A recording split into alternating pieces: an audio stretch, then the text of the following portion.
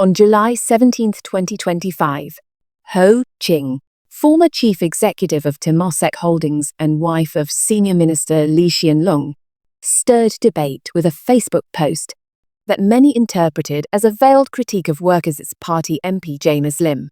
The post followed a rare and civil online exchange between Lim and SM Lee over Singapore's contentious Certificate of Entitlement system.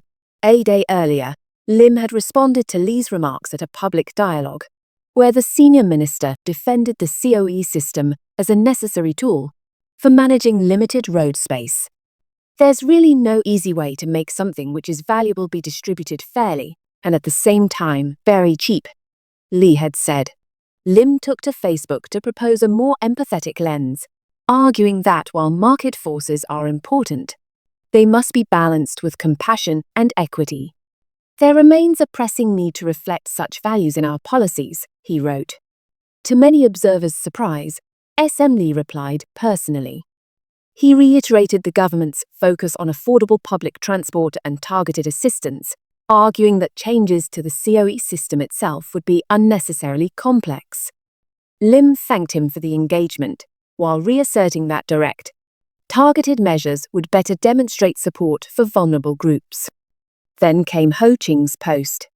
Most interesting, she wrote, without naming anyone.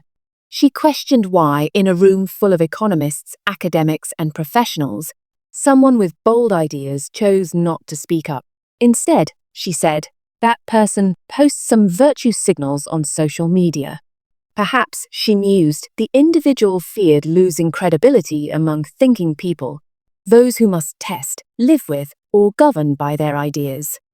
The post ended cryptically, "Beware hepatitis virus in raw or uncooked cockles," a line widely seen as a sarcastic jab at Lim's now iconic 2020 campaign quote, about serving Singapore warming, the cockles of our hearts. Online reaction was swift and divided.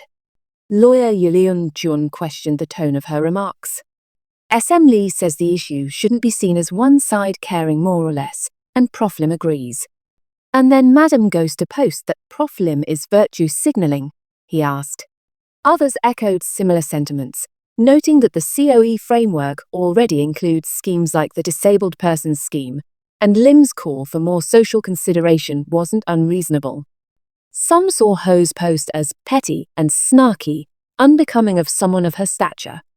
The indirect nature of her criticism, avoiding names while making pointed insinuations, struck many as deliberate. Meanwhile, Lim's supporters defended his use of social media.